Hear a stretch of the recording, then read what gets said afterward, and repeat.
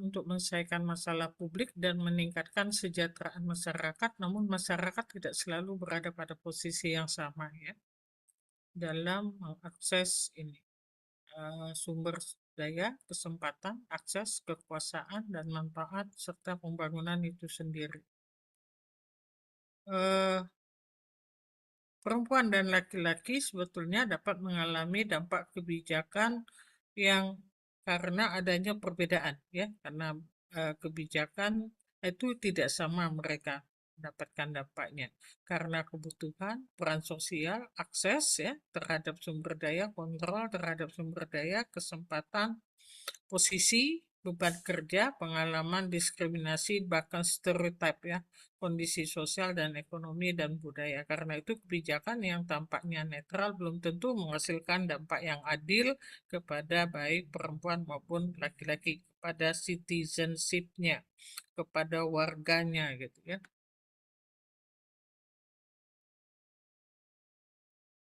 Siapa mentranskrip?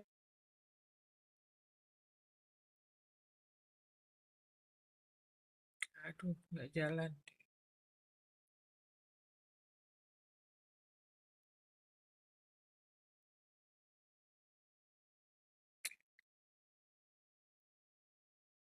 Contoh sederhananya pemerintah menyediakan pelatihan kewirausahaan kayak kita juga ya, eh, dosen gitu ya, ada pelatihan gitu ya. Nah, secara formal program itu bisa dimasuki mahasiswa laki-laki dengan perempuan ya. Namun, ya pada kenyataan misalnya perempuan itu berbeda dalam pekerjaan domestik. Stereotip atau pembagian pekerjaan di dalam rumah berbeda antara laki-laki dengan perempuan. Perempuan diharapkan lebih apa ya, lebih mengerjakan pekerjaan-pekerjaan rumah tangga, diberi tanggung jawab gitu ya.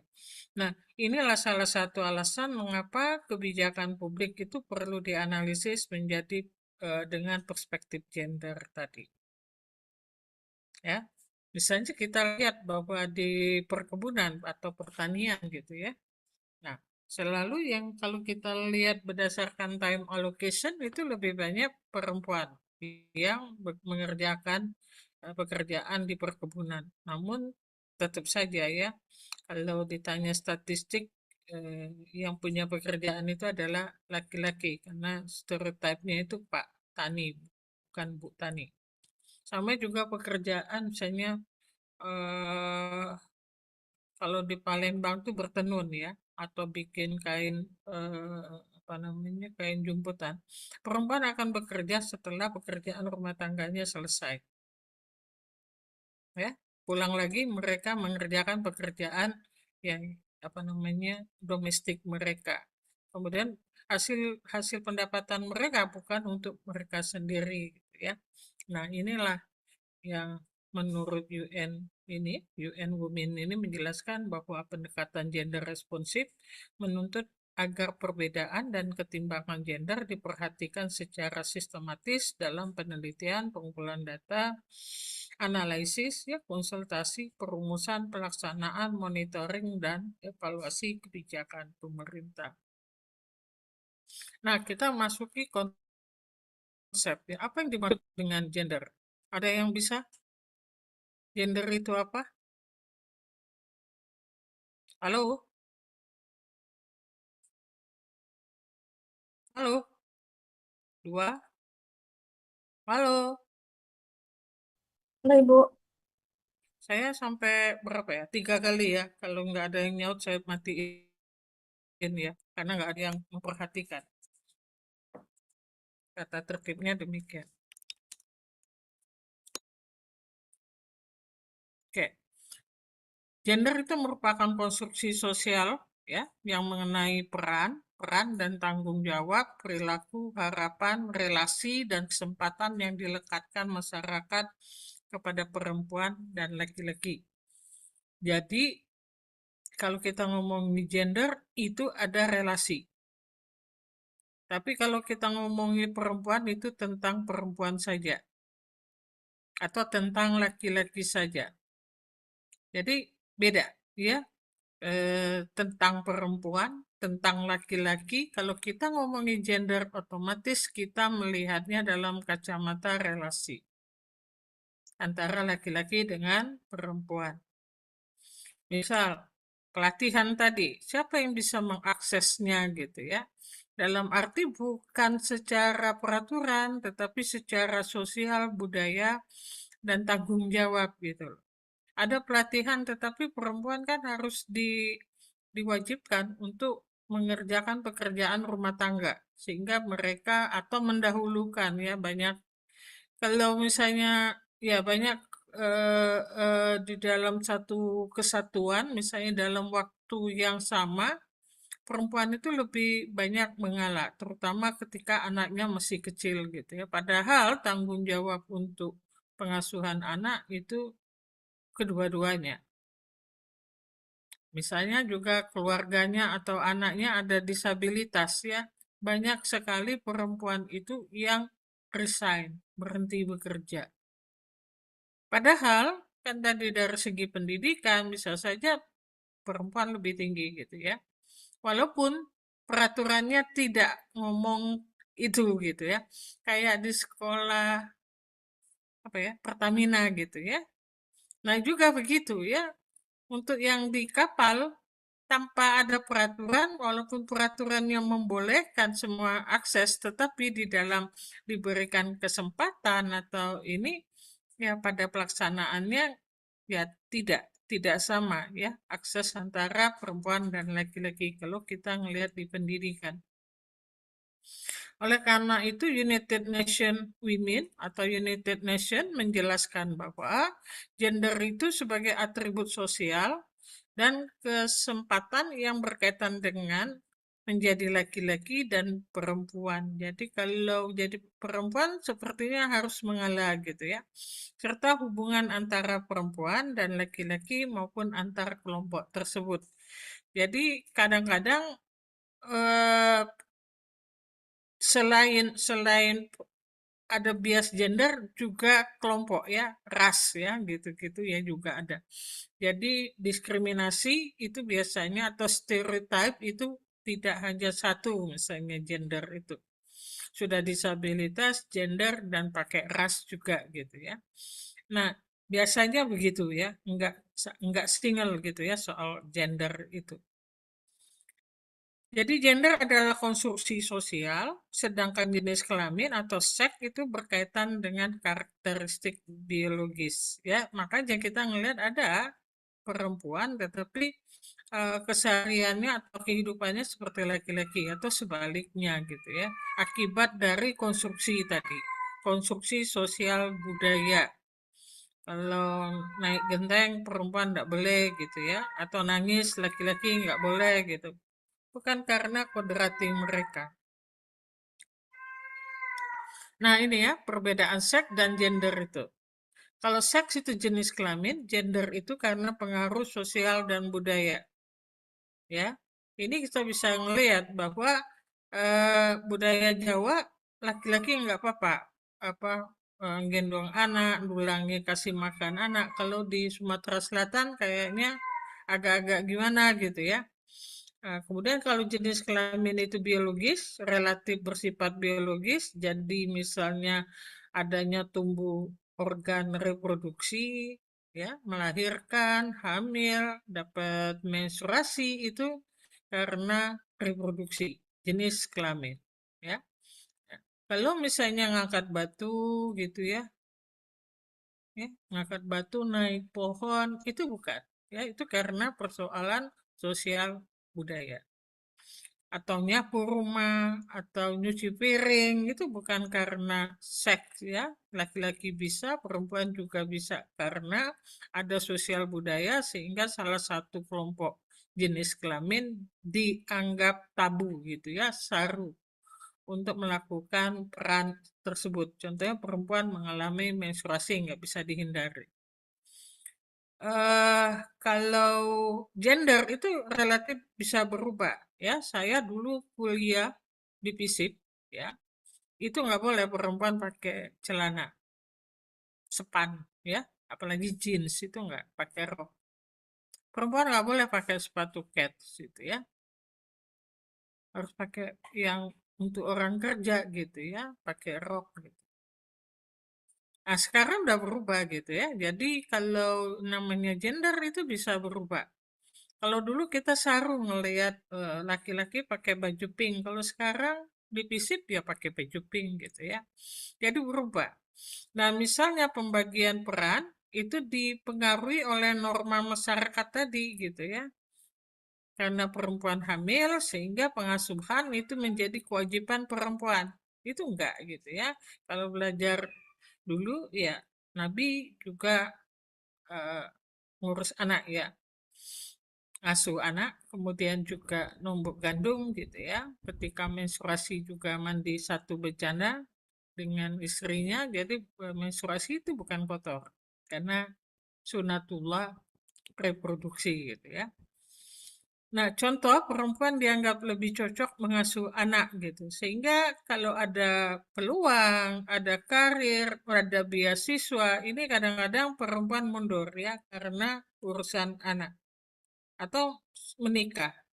Ketika menikah,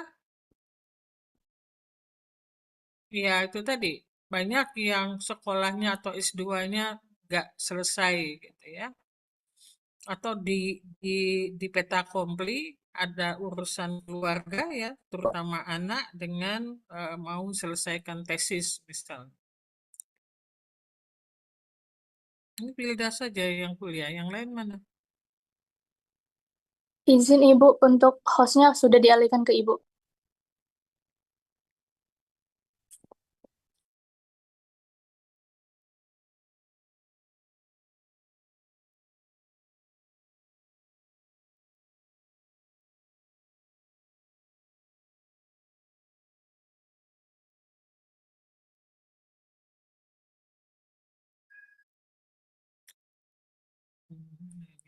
Mana partisipan?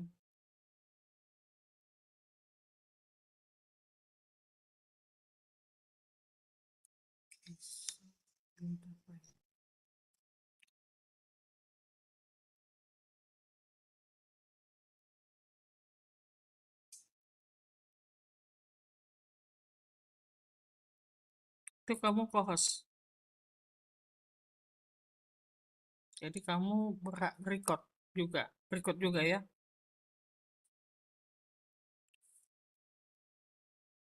Kok sudah pause ya? Kok saya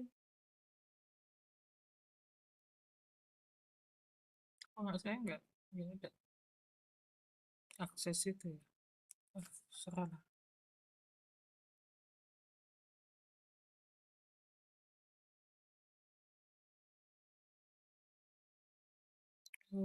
Share lagi. Di mana kita?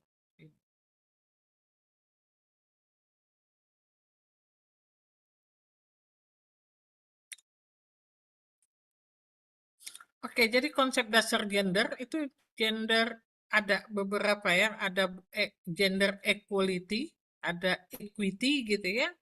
Nah, ini kalau gender equal setara, setara tidak sama ya, jangan salah.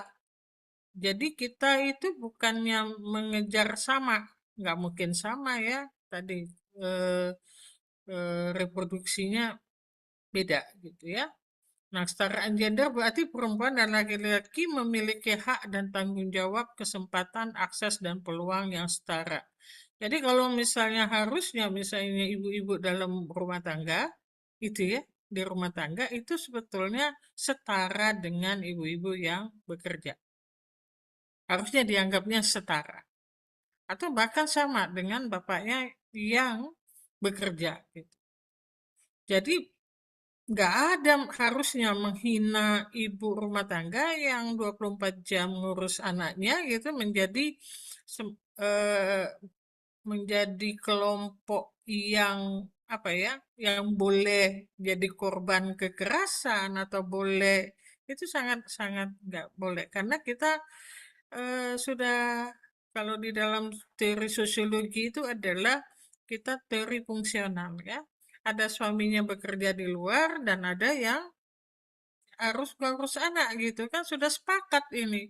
Jadi sangat-sangat tidak etis ketika karena istrinya itu tidak mampu menghasilkan uang, karena itu karena teori apa namanya kapital ya, orang yang menghasilkan kapital itu berkuasa gitu ya. Nah ini kadang-kadang berbeda lagi gitu ya. Ketika misalnya perempuannya penghasilnya lebih tinggi, misalnya mempunyai apa namanya hasil apa gitu ya, tetap aja perempuan itu menjadi harus menurut ya, mematuhi suaminya gitu ya. Kebalik gitu ya, ketika suaminya itu mendapatkan penghasilan, seringkali korban kekerasan itu karena mereka tidak memegang ekonomi keluarga gitu. Padahal di dalam keluarga itu apa namanya sudah menjadi kesepakatan ya, nggak bisa semuanya kerja gitu, anaknya di mana gitu ya, kecuali sudah juga anaknya harus ditaruh di misalnya ada babysitter atau di tempat penitipan anak, dan itu harus dibayar gitu, dua-duanya bukan hanya istrinya gitu kan, pengasuhan itu adalah sama. Jadi harusnya itu pekerjaan rumah tangga itu dianggap setara dengan bapak-bapak yang menghasilkan atau memberikan nafkah keluarga. Ya, contoh jika pemerintah menyediakan beasiswa, maka tidak responsif gender, beasiswa diberikan pada dengan prosedur yang sama kepada semua orang tanpa melihat hambatan yang mungkin berbeda. Jadi inilah yang ada kuota khusus gitu ya. Misalnya memberikan peluang bagi perempuan sekian gitu ya, atau memberikan peluang perempuan yang di timur gitu ya, Indonesia Timur. Nah ini karena melihat ada hambatan yang mungkin berbeda tadi. Kalau responsif gender, pemerintah menganalisis apakah perempuan dan laki-laki memiliki akses yang sama terhadap informasi, kan gitu ya, pendaftaran, persyaratan, dan manfaat beasiswa. Nah, ini juga kita kadang-kadang informasi gitu ya dianggap sama. Padahal perempuan itu apalagi di desa jarang megang gadget gitu ya. Pemerintah di dalam memberikan pelayanan dianggap sudah memberikan layanan yang sama gitu ya. Nah, kondisi tadi hambatannya harus diperhitungkan. Kalau equal ya kita melihatnya sama. Tapi kalau equity itu adil tadi ya. Nah, gender equity itu lebih menekankan pada keadilan dalam perlakuan, kesempatan, sumber daya, dan dukungan. Jadi equality itu kesamaan hak, kalau equity itu keadilan dalam proses mencapai kesetaraan. Tadi kita ngomong ada kuota khusus misalnya untuk perempuan Indonesia Timur gitu ya, untuk mendapatkan beasiswa ya, itu makanya beasiswa afirmasi gitu ya. Sudah dia lokasi, kemudian juga bisa karena perempuan ya. Misalnya dua mahasiswa diberikan sepatu dengan ukuran yang sama, ya secara equality ya sama, tapi kalau equity enggak gitu, karena yang satunya ukuran kakinya berbeda, jadi sesuai dengan kebutuhan. Kalau yang equity ya, apa itu equity? Ada yang bisa jawab beda equity sama equality? Halo, 3 kali ya. Halo, Izin menjawab, Ibu. ya. Jadi perbedaan dari equity dan juga equality itu, kalau equality itu persamaan hak. Jadi mau dia memiliki latar belakang yang berbeda ataupun enggak, tapi yang diberikan itu tetap sama. Contohnya itu misal kayak seseorang dengan tinggi badan yang berbeda, tapi diberikan ukuran baju yang sama persis. Sedangkan kalau equity itu adalah keadilan yang dilakukan untuk menciptakan kesetaraan yang betul, Ibu. Seperti misal dua orang ini satu punya ukuran baju M dan satunya S, diberikan sesuai dengan ukurannya masing-masing. Seperti itu, Ibu. Ya, tadi kalaupun kita ngomong equality, sepatu atau baju ukurannya sama gitu ya, yang dikasihkan. Nah, kalau equity enggak gitu ya, sesuai dengan kebutuhan ya. Tadi yang kita ngomong ada kebijakan-kebijakan afirmasi gitu ya, kebijakan khusus gitu ya. Nah, sementara gender justice ya, keadilan gender itu berkaitan dengan menghapus diskriminasi, mengurangi ketimpangan struktural, memperbaiki distribusi sumber daya gitu ya, meningkatkan partisipasi, memperkuat posisi kelompok yang kurang beruntung ya. Nah, ini yang harus kita perhatikan dalam konteks kebijakan publik. Keadilan gender berarti kebijakan tidak hanya memperlakukan perempuan dan laki-laki secara sama, tapi juga memperhatikan ketidaksetaraan yang sudah ada. Tadi ya, kalau kita ngomongin soal EGAP gitu ya, kan perempuan pasti gitu kan, nah, tertinggal gitu. Sudah gaptek, kemudian juga aksesnya gitu ya.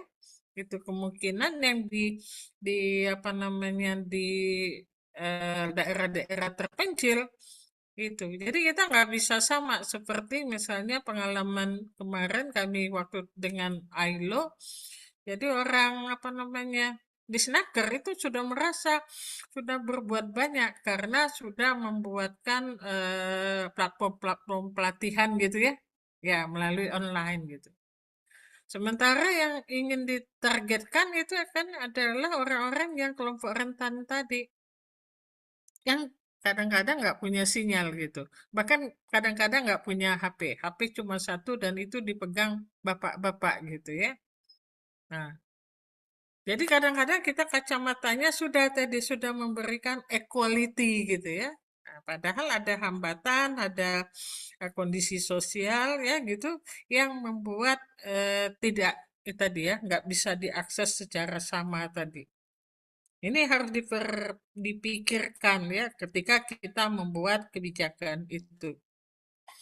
Nah, gender relation, ya relasi gender, gender juga berkaitan dengan hubungan kekuasaan. Jadi pertanyaan yang perlu diajukan dalam kita menganalisis kebijakan, siapa yang memiliki akses tadi. Ketika kita mau memilih alternatif ya, kalau kayak yang ngambil kebijakan publik gitu ya, formulasi, mau memilih, membuat desisi, alternatif mana yang mau diambil, ketika kita memilih itu, siapa yang memiliki akses? Siapa yang nanti mengontrol? Kayak di pertanian, perempuan itu memiliki akses, kemudian berpartisipasi, bahkan mengerjakan lahan gitu, bahkan waktunya lebih, namun yang bisa jual hasil siapa? Nah, Pak Tani tadi ya. Kemudian uangnya hasilnya itu mau dibuat apa? Apa juga gitu ya. Nah, ini yang sering kali terjadi di dalam rumah tangga. Ya, ibu-ibu tuh bekerja di kebun, di rumah, ya gitu. Ketika hasilnya mau misalnya punya ide buat anaknya gitu ya, nggak mampu gitu ya. Memberikan bahwa anaknya harus sekolah di sini, harus dibelikan apa gitu-gitu ya. Nah, semuanya kontrolnya itu ada di laki-laki gitu ya. Siapa yang mengambil keputusan nanti ya, siapa yang menentukan prioritas ketika kita mau mengevaluasi kebijakan yang sudah dilaksanakan, kita juga ngelihat ini siapa yang diuntungkan. Ya, siapa yang memperoleh manfaat? Siapa yang nanggung biaya? Suara siapa yang didengar? Ini sudah banyak program-program kemiskinan gitu ya.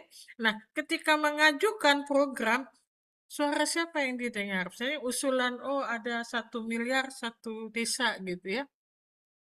Mau membuat kegiatan, aktivitas gitu kan, proyek ya. Ada program, ada proyek, proyeknya misalnya infrastruktur. Nah, suara siapa yang lebih didengar?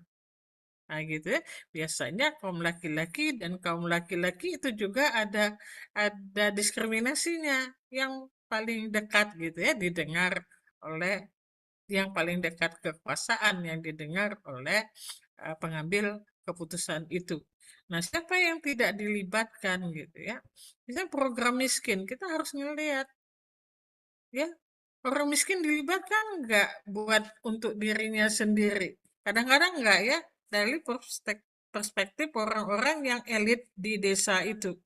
Nah, kalau perempuan, apa suaranya didengar, bahkan di legislatif pun gitu ya, yang MPR, DPR, pusat, apakah suara perempuan itu didengar meskipun sudah ada kewajiban 30% perempuan hadir gitu. Musrenbang juga 30% perempuan itu ada. Tapi didengar enggak gitu ya. Gitu. Bisa juga ditanya lagi, berani nggak tadi ngomong tadi ya, akses dan kontrolnya tadi, bisa nggak gitu. Menarik ya, kadang-kadang kita sudah ngelihat jumlah, oh ada sekian anggota dewan, kita sudah merasa, wah ini nanti kita lebih baik penghidupan kita. Ternyata enggak gitu ya, kadang mereka juga enggak punya tadi. Kemudian dengan demikian, gender bukan hanya persoalan jumlah tadi ya, berapa jumlah laki-laki, berapa persen perempuan ya, tetapi juga mengenai tadi power, access, control, participation, and decision making gitu. Ya, seringkali kita, oh iya pemimpin kita perempuan, tapi pernah nggak dia mikirin gitu ya, gitu. Nah itu, kadang-kadang walaupun perempuan ya lebih lebih nggak nggak nggak pedulinya, nggak awarenya terhadap kondisi perempuan. Justru gitu pemimpin laki-laki yang lebih memikirkan gitu, kadang-kadang gitu ya. Karena mungkin tadi sindromnya ya jadi pejabat atau jadi pengambil keputusan, jadi mereka ikut tadi ya main kayak pemimpin di dalam perspektif Indonesia, bukan pemimpin dalam perspektif Al-Quran, qawwamuna 'alan nisa itu ya, qawwam gitu ya.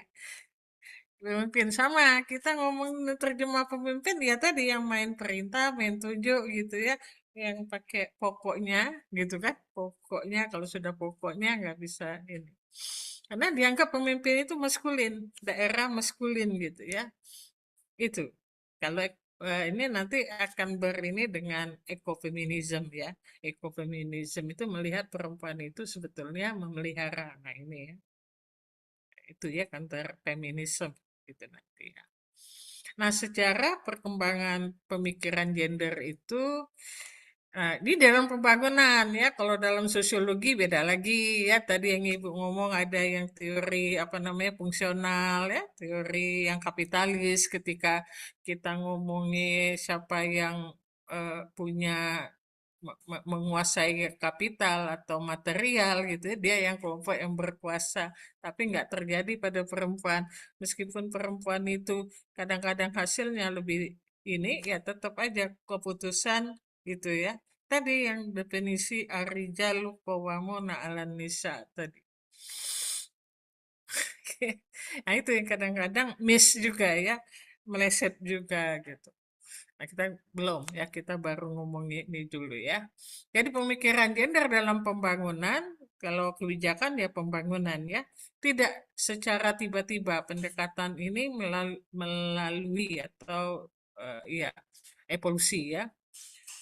Ya kita berasa nih ya, awal-awal dulu DAM 5 itu ada ya kalau kalian ngomong G30 SPKI, di situ ada Gerwani gitu ya. Nah, itu dimanfaatkan perempuan-perempuan itu ya. Itu cikal bakal PKK gitu ya. Ya, itu ya. Eh, mau tidak mau kita harus melihat cerita itu gitu. Jadi dimanfaatkan sehingga dibuat ceritanya yang kayak kejem dan sebagainya. Kalau mau baca itu buku ibuisme gitu ya. Sebetulnya enggak gitu gitu ya. Ya karena kepentingan politik tadi. Jadi dimanfaatkan. Jadi perempuan itu women in. Jadi di dalam development ada terlibat kayak PKK, kayak Dharma Wanita ya, tapi bukan untuk dirinya gitu ya. Ada kegiatan kayak kita perempuan itu harus apa namanya kesehatan ibu dan anak. Jadi relatifly bukan buat si perempuannya, betul. Ya, kube gitu-gitu. Relatifly bukan untuk apa namanya mereka punya otonomi ya gitu ya. kemampuan untuk mengambil keputusan buat dirinya sendiri gitu ya. Kalau mereka mau menikah, tidak menikah, mau punya anak atau tidak punya anak, mau bekerja atau enggak, harusnya kan mereka yang menentukan apa namanya tubuh mereka sendiri gitu. Nah, ini enggak gitu ya. Banyak sekali bahkan tubuh mereka pun mereka tidak mempunyai hak perempuan itu. Ya, mau jumlah anak gitu ya, mau beranak berapa kan gitu ya. Itu nah itu women in development. Jadi perempuan itu ada tetapi bukan untuk diri mereka. Ya, banyak kegiatan kubus segala macam itu jadi ada gitu kan. Kemudian ini ada women and development, kemudian yang mencari kesetaraan itu adalah gender and development GAD. Nah, setelah ada GAD ini, GD ini baru memikirkan bahwa gender mainstreaming. Jadi nggak bisa diomong aja gitu ya. Harus masalah analisis gender ini masuk mainstream menjadi arus utama di dalam memproses program pembangunan, kebijakan untuk pembangunan itu. Maka muncul gender responsive governance and policy gitu ya. Kemudian kita ngomongin soal interseksional, beririsan, dan kita ngomongin inklusif gender policy. Jadi tadi ya inklusif kesetaraan, kebijakan yang memang mengusung kesetaraan tadi. No one left behind gitu ya.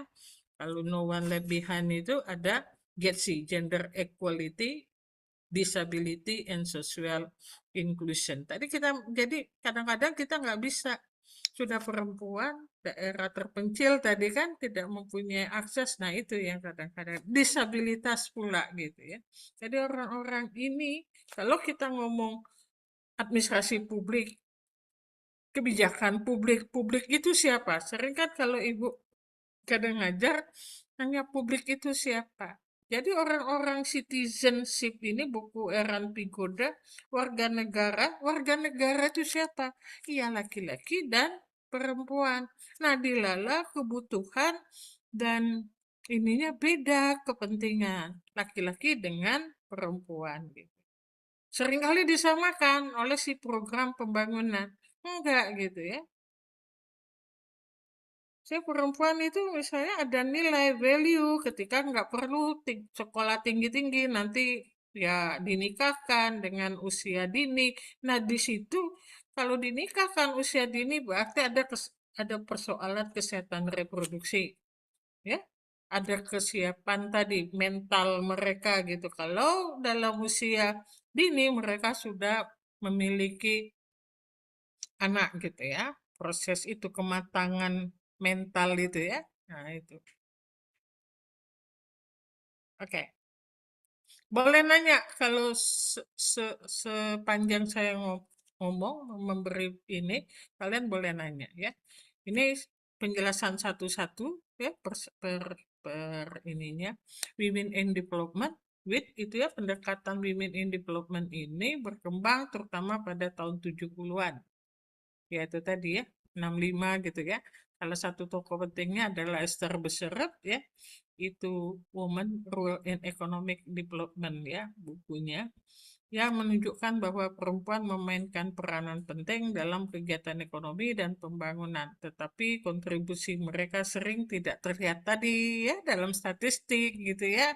Mereka yang UMKM yang jualan pisang goreng, gorengan gitu ya. Terdata nggak di statistik mereka yang bekerja, yang ngambil cucian berapa rumah gitu. Kadang-kadang apa namanya justru pendapatan mereka melebihi dari si bapak gitu ya. Tetap saja yang dihitung statistik itu adalah bapak. Nah, bahkan kadang-kadang waktu dulu sebelum perempuan dikasih hak untuk sebagai pemilik UMKM ya bisnis gitu ya. Seringkali bisnis itu walaupun perempuan yang punya modal, kemudian yang melaksanakannya gitu ya, sebagai pekerjanya gitu ya. Yang nama siapa? Bapak kan zaman dulu. Karena pajak itu laki-laki, atau mendirikan usaha itu bisnis itu laki-laki gitu ya, bukan si perempuan. Nah ini kadang-kadang di dalam proses misal terjadi perceraian, wah itu ya. Ya ini, padahal tidak terlihat invisible hand tadi, ya fungsi perempuan itu. Tadi pengasuhan anak, nggak kelihat gitu ya, fungsinya hari-hari mereka 24 jam itu nggak lihat. Yang orang lihat itu yang menghasilkan uang gitu ya, pekerja ibu rumah tangga tuh nggak lihat. Nah ini, padahal kata si Esther Buseruk itu sangat sangat berpengaruh ya kegiatan ekonomi dan pembangunan. Ini dia meneliti soal huler ya, mesin huler. Yang huler itu untuk manen padi gitu ya. Nah, ketika pakai mesin, berapa tenaga kerja perempuan yang nggak kepake? Yang ngambil padi itu pakai ani-ani, yang pakai pisau yang di sini kan gitu ya. Nah, uangnya itu kan banyak untuk ekonomi keluarga tadi. Nah, dengan diganti mesin, nah banyak perempuan itu kehilangan pekerjaan. Gitu ya. Dia di pertanian banyak bicara di sosek pertanian Esther Buseru. Bu, ngapa kita nah, yang ini yang kadang-kadang apa kebijakan publik juga belajar soal soal sosek dia wanita di situ. Karena dulu terlihatnya di pertanian ya perempuan itu invisible, enggak terdata statistik gitu ya. Nah, itu kita ke posisinya gitu ya. Kita yang membikinkan proyeknya, merancangkan itu. Mau dia di pertanian, di pendidikan, harusnya mikirnya begitu. Kenapa administrasi publik itu applied science ya, applied science, multidisiplin dan interdisiplin. Karena fokus bangun lokusnya gitu ya. Nah, kalau lokusnya kebijakan tadi, fokusnya itu ya di pertanian tadi, ya gitu ya. Fokus WIT itu memasukkan perempuan dalam pembangunan ya, kemudian meningkatkan pendidikan perempuan, meningkatkan akses pekerjaan, meningkatkan akses ekonomi. Kalau ini sosialis ya, feminisme sosialis. Dan meningkatkan keterampilan perempuan. Ya, jadi kalau kita ngomongin yang sebelum-sebelumnya, pejuang kita ya lebih ke persoalan meningkatkan keterampilan ini ya. Perempuan itu dilibatkan di dalam pembangunan. Nah, kritik terhadap WID ini ya sering dianggap terlalu fokus pada bagaimana memasukkan perempuan ke dalam sistem pembangunan yang sudah ada. Nah, ini ya. Apakah sistem pembangunan itu sendiri menghasilkan ketidaksetaraan gender? Tadi kita ngomong, kayak kita ngomong gap gitu ya, kita ngomong pelayanan, wah ada hebat gitu ya. Tapi kalau kita ngelihat bagaimana perempuan mengakses atau literasi digital perempuan ya terhadap teknologi, nah perempuan pasti sulit untuk mengakses itu ya. Nah, pertanyaan tersebut kemudian mendorong berkembangnya pendekatan Watt tadi. Karena ini kayak PKK ya. Jadi seolah-olah pekerjaan perempuan nambah gitu ya. Dharma wanita nambah gitu ya. Betul apa betul? Tadi ya. Jadi justru tadi apakah sistem pembangunan itu sendiri menghasilkan ketidaksetaraan gender. Misal program ketahanan pangan gitu ya. Kalau di pinggiran kota disoke ya sasarannya perempuan. Kalau di daerah perkotaan gitu kan. Jadi waktu itu bimbing anak S2 sosiologi gitu ya tentang kegiatan wanita tani gitu ya di perkotaan ya. Itu dia menganggap bahwa ketika perempuannya itu berapa persen nggak ikut, langsung menjudge bahwa program itu apa namanya perempuan partisipasi perempuan rendah di dalam program itu. Nah, di kepala kita perempuan itu sendiri seringkali menganggap perempuan itu tidak kate gawe. Betul tidak? Sehingga coba ditanya dulu yang nggak ikut itu jangan-jangan guru ya. Jangan-jangan manajer bank gitu ya. Nah, ini kadang-kadang kita ngomong seolah-olah karena perempuannya dari jumlah perempuan yang ada di kelurahan itu, bahwa perempuan yang aktif atau ikut terlibat hanya sekian persen. Nah, kita lihat dulu ya, ini kan kota gitu ya. Nggak bisa kita asumsi bahwa perempuan itu nggak punya pekerjaan.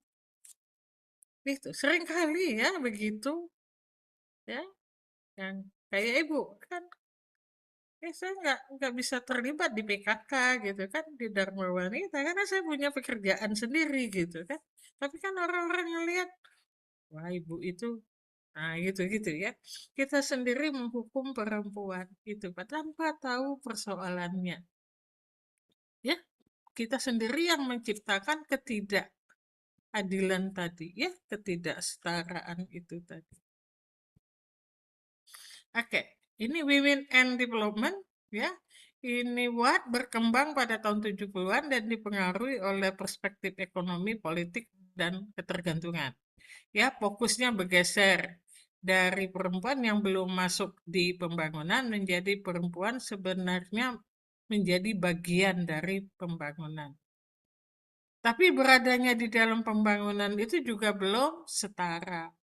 Jadi melihat bahwa perempuan telah lama berkontribusi terhadap ekonomi keluarga, ya, buat ini pertanian tadi, pekerjaan informal tadi yang kata ibu ya, jual goreng-gorengan, bla bla, jual baju online gitu ya. Kemudian reproduksi sosial. Reproduksi ini bukan berarti melahirkan anak, tapi menurunkan nilai-nilai tadi ya, pendidikan terhadap anak ya. Mau tidak mau madrasah pertama itu adalah ibu ya, kamu ya bisa ngomong apa gitu kan, ibu yang ngajari ngomong ya. Nah ini ya, jadi reproduksi sosial itu tentang juga misalnya adab gitu ya, tentang bagaimana bersikap, membersihkan rumah dan sebagainya itu kan ibu ya. Pekerjaan reproduksi sosial artinya meneruskan lagi kan gitu ya, nilai-nilai tadi ya, pekerjaan domestik gitu ya, kemudian bekerja juga di komunitas. Tadi banyak pekerjaannya kayak PKK tadi ya. Sudah di PKK, sudah ngurus rumah, kemudian pengajian, kalau ada kematian,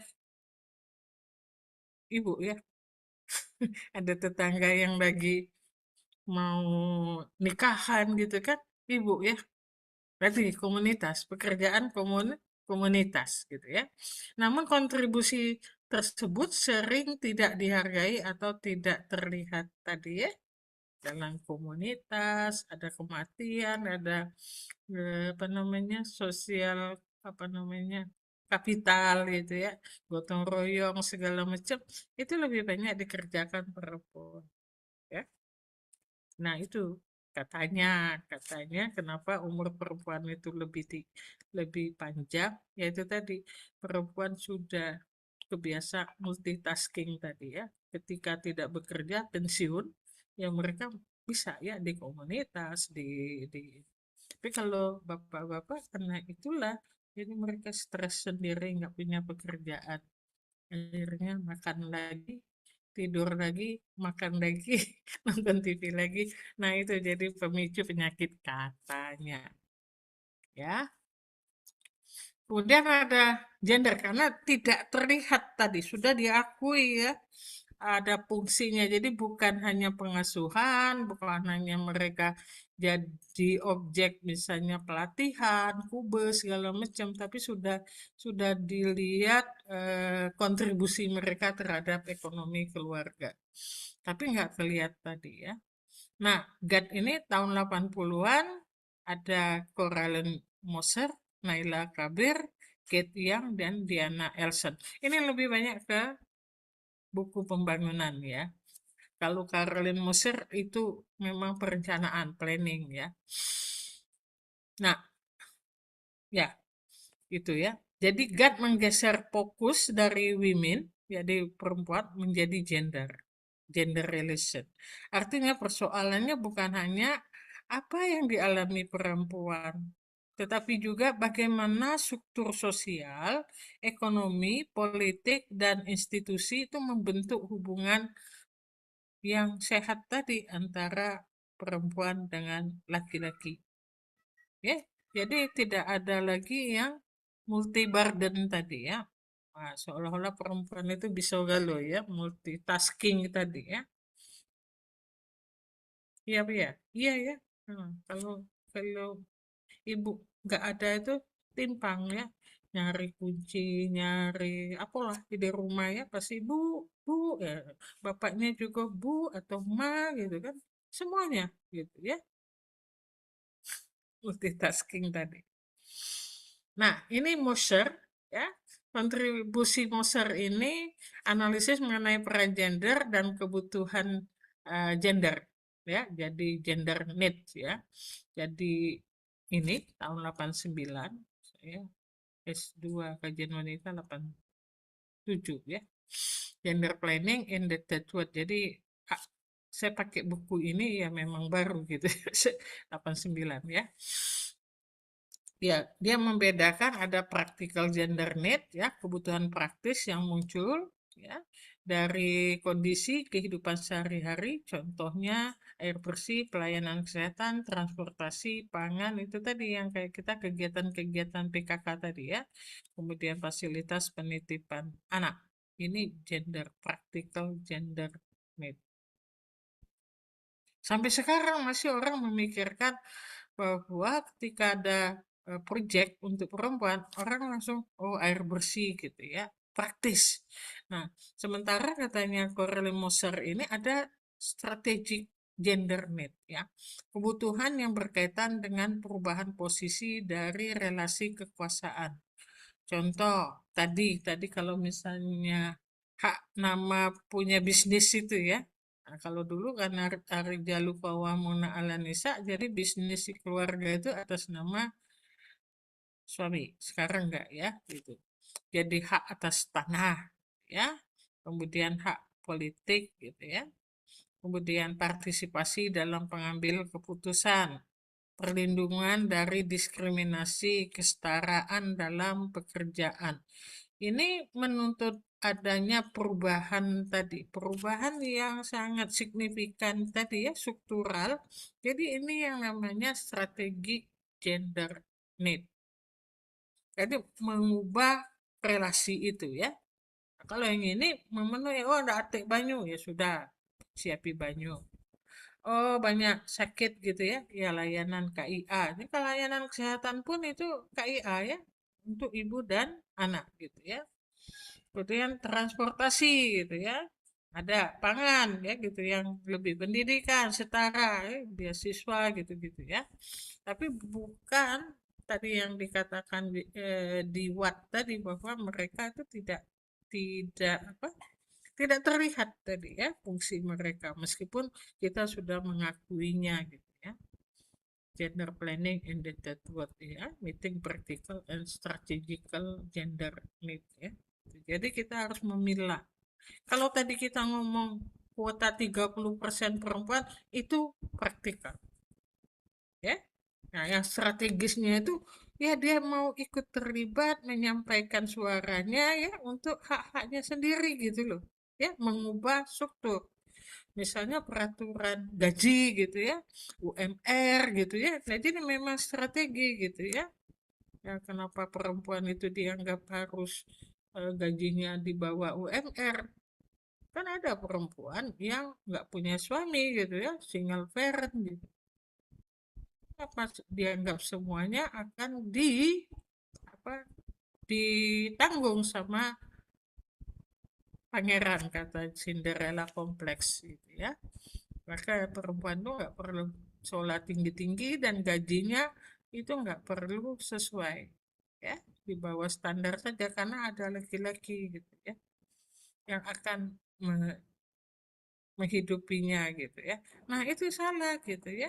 Kalau mereka bekerja sesuai dengan kemampuan, sesuai kinerja, why not gitu kan? Harusnya demikian.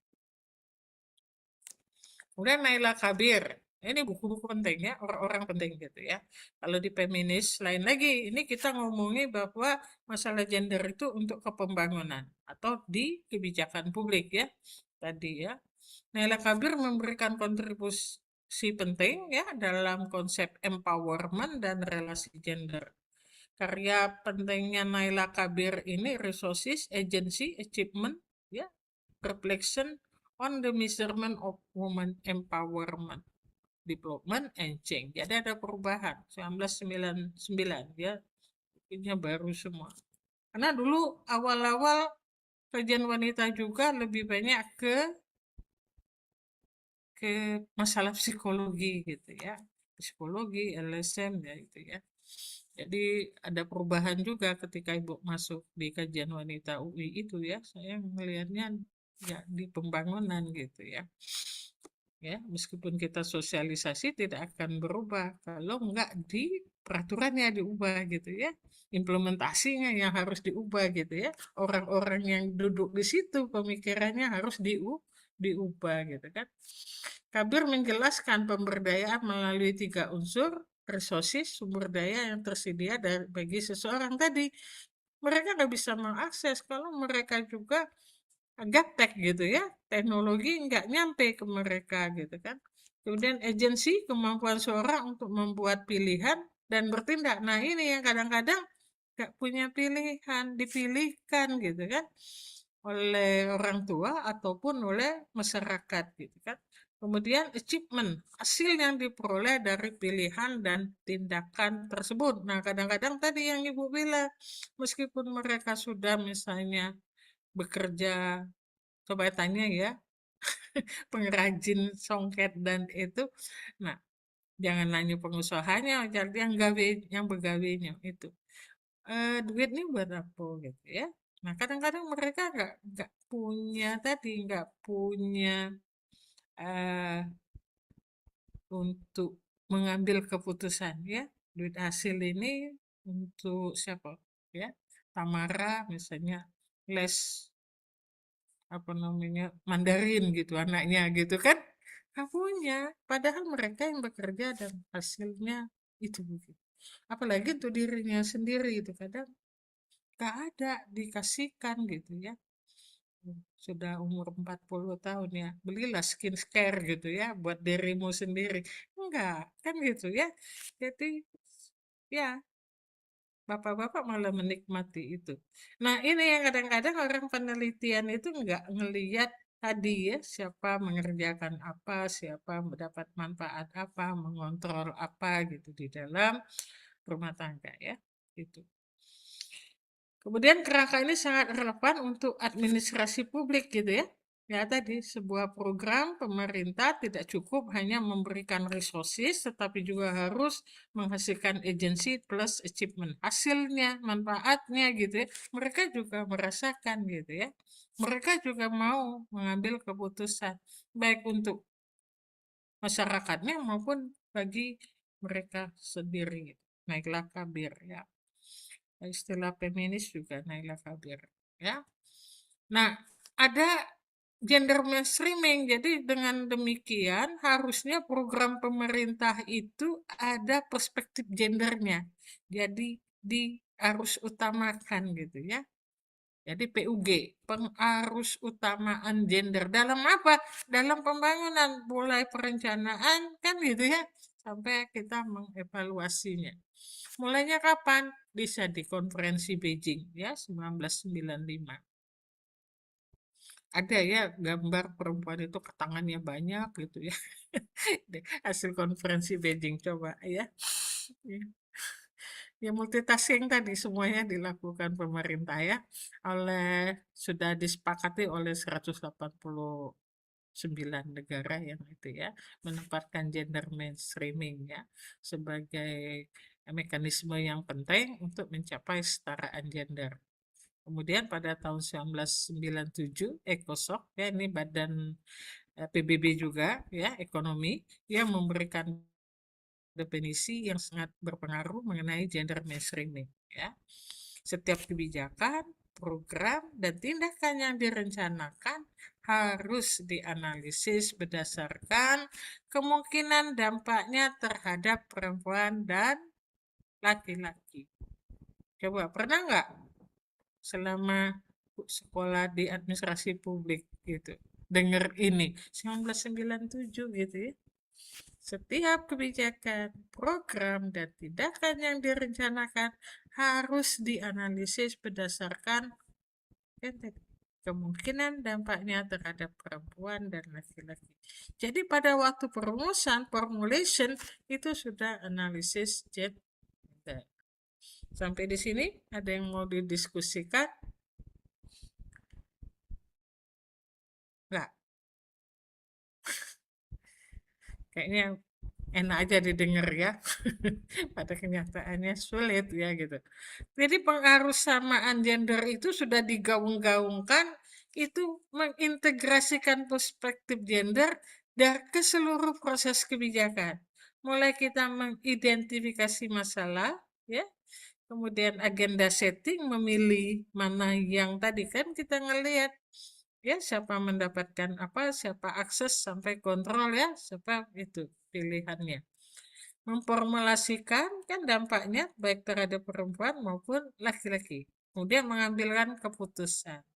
Jadi kita harus inklusif, ya, jangan sampai jadi bukan juga mentang-mentang gender ini kita harus hanya perempuan. Enggak semua kondisi timpang itu dialami perempuan, ya, pada satu kondisi atau keadaan bisa jadi justru yang timpang atau bias itu terhadap laki-laki. Misalnya putus sekolah gitu ya. Anak laki-laki ternyata berdasarkan Nah, untuk membuat arus utama gender ini ya kita harus ada data terpilah jenis kelamin. Kalau dulu banyak data tuh enggak ya, enggak data pilah. Misalnya kita ngelihat siapa yang bisa apa namanya eselon 2, misalnya kepala dinas itu kebanyakan laki-laki atau perempuan gitu ya. Siapa yang bisa ada pelatihan spama, spamen gitu ya, yang banyak ikut laki-laki atau perempuan gitu ya. Oh banyak laki-laki, oh jangan-jangan eh, sistem sekolahnya atau pelatihannya gitu kan gitu-gitu ya harus ditanya kenapa. Nah dulu nggak ada pegawai itu cuma gelondongan gitu ya nggak ada per jenis kelamin. Nah sekarang alhamdulillah setiap data diminta data pilah tadi. Saya tadi putus sekolah, kenapa yang putus sekolah banyak laki-laki gitu ya. Misalnya di kota Palembang ada 20.000 ya anak itu putus sekolah. Nah harusnya dilihat anak laki-laki atau perempuan gitu. Persoalannya apa gitu ya? Nggak tiba-tiba kita langsung ngomong, oh buat sekolah rakyat gitu ya. Kalau mereka anak laki-laki dan ternyata mereka eh, kenapa putus sekolah? Karena mereka harus juga sebagai pencari nafkah. Nah, apa cocok gitu tadi ya? Misalnya sekolah rakyat yang mereka nginep gitu ya. Persoalan. Nah, itu ya. Jadi kita lihat misalnya kenapa di Mubah itu banyak laki-laki yang anak laki-laki yang putus sekolah. Ternyata yang ke laut itu ya gitu. Mereka banyak ke situ. Sementara sekolah itu kan sekolah yang bukan kumon gitu ya, sekolah yang ada gedung gitu ya. Mereka nggak bisa. Atau juga di mana misalnya, yang karet juga begitu. Anak-anak ikut nyadap karet gitu ya. Karena butuh mereka ekonomi. Anak laki-laki anggapan nilai sosial di situ bahwa anak laki-laki itu bertanggung jawab untuk nafkah di keluarganya. Sementara sekolah itu kan dibangun dengan bentuk sekolah, kelas, klasikal gitu. Jadi nggak cocok di situ. Sehingga mereka tersingkirkan untuk sekolah. Kemampuan mereka cuma butuh baca, tulis, hitung gitu. Karena untuk tadi ya, bekerja dan sebagainya ngitung kali gitu ya. Nah itu jadi kalau kita tadi ngomong bahwa, oh ternyata ada 20.000 anak-anak di kota Palembang putus sekolah. Oh ya, buat sekolah rakyat gitu kan. Nah itu nggak cocok kalau dari 20 itu 80% itu adalah pencari nafkah di dalam keluarga. after COVID misalkan, nah gak cocok gitu. Atau tadi kita ngomong, oh di MUBA banyak anak yang putus sekolah, bikin sekolah, apalagi gitu kan, nggak cocoknya itu. Jadi anggaran itu tidak efektif dan tidak efisien. Maka perencanaan atau kebijakan responsif gender sebetulnya membuat yang lebih efektif, tepat sasaran gitu ya. Maka tadi di dalam pengambilan keputusan, anggaran yang muncul anggaran responsif gender. Itu udah tahun berapa gitu ya. Tapi belum banyak yang mampu membuatnya gitu ya. Kemudian implementasinya sensitif gender gitu ya. Kemudian monitoring, pemantauan, kemudian termasuk hasil tadi impact. Berapa perempuan yang bisa memanfaatkan itu atau hasil? Berapa laki-laki, berapa perempuan yang mengalami perubahan yang arahnya nyata dan positif gitu ya. Jadi setiapnya itu harus ada, harusnya gitu ya. Tahun 97 gitu. Jadi sudah, ini tahun berapa? Sudah berapa puluh tahun. Ya, di di buku administrasi publik ya, handbook yang Safris ya tuh ada salah satu chapter itu tentang feminis.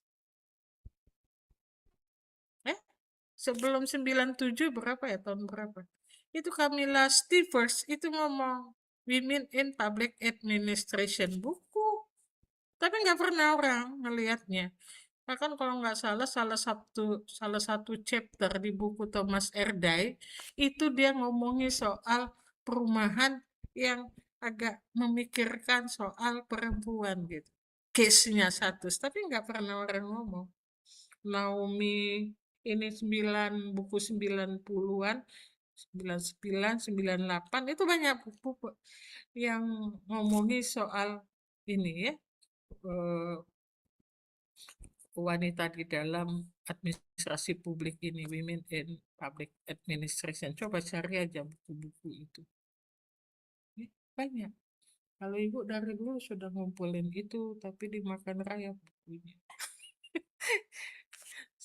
Itu yang saya ingat itu Camilla Stevens dan itu ada di salah satu chapter di handbook ya, Classic Public Administration Safris itu. Enggak orang enggak sampai terakhir, memang agak agak di belakang ya, feminis Oke, ada ya. Nah, ini ya. Jadi mengintegrasikan PUG itu ya, PUG pengarus utamaan gender itu berarti mengintegrasikan perspektif gender ke dalam seluruh proses kebijakan. Jadi ada prinsip PUG ya, ini ada kesetaraan tadi ya, equality dan equity, kemudian ada partisipasi setara, gitu ya, akuntabilitas dan transparansi tadi ya, siapa memanfaatkan apa kalau kita ngomong. Jadi uangnya buat siapa gitu ya. Kemudian non diskriminasi dan inklusi ya, ininya prinsipnya. Kemudian ada pemberdayaan dan kesadaran gender tadi, pemberdayaan masyarakat, kemudian berbasis data dan bukti. Evidence base ya, policy, data dan bukti. Jadi kalau responsif gender sebetulnya dia buat itu berdasarkan data. Datanya apa? Data pilah tadi, siapa yang memanfaatkan apa, siapa mencapai perubahan gitu ya. Jadi tujuan akhir PUG mewujudkan kebijakan dan pembangunan yang adil gender, inklusif, berkelanjutan, dan meningkatkan kualitas hidup seluruh masyarakat. Ya, ini ada kesetaraan hak ya dan kesempatan. PUG mana ya? Kemudian ada partisipasi gitu ya dalam pembangunan, partisipasi penuh, kemudian ada pembangunan berkelanjutan. Di situ juga kalau gender ya mengusung juga ekonomi hijau gitu ya. Itu kemudian kesejahteraan yang adil bagi semua gitu kan. Oke. Itu. Jadi semua dari identifikasi masalah, agenda setting, kita ngelihat siapa tadi, buat siapa tadi ya, dampaknya siapa, formulasinya, kemudian pengambilan keputusan. Nah, ini kita ya penganggaran kan ada. Nah, kemudian implementasi, monitoring, evaluasi, outcome dan outcome.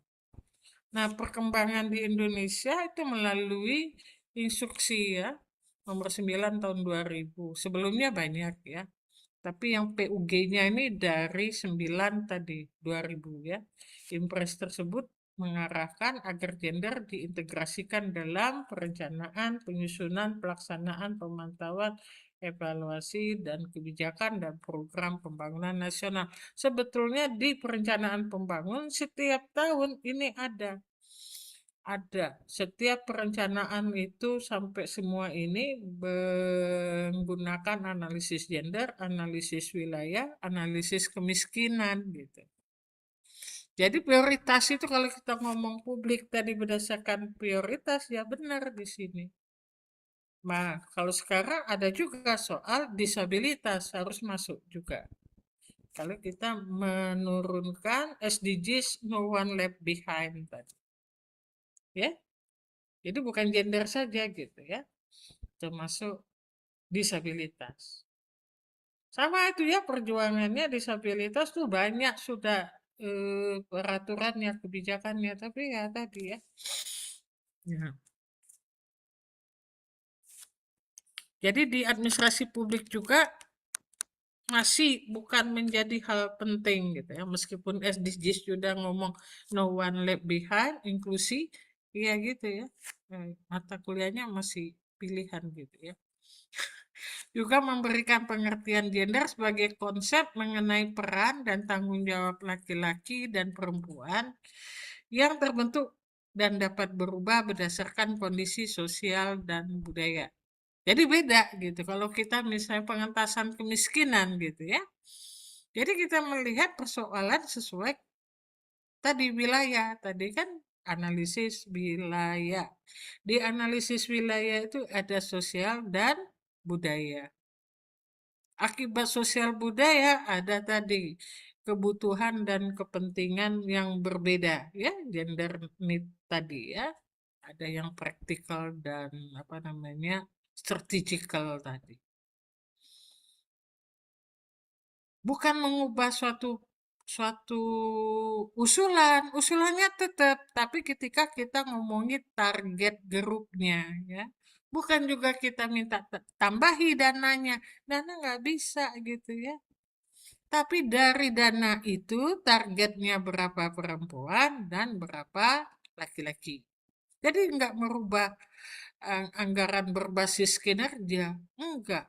Tapi yang menjadi target tadi, kalau memang laki-laki yang tadi memang mengalami keterpurukan yang tinggi atau ketimpangan, ya yang menjadi ini yang mengakses ya laki-laki yang lebih banyak gitu ya.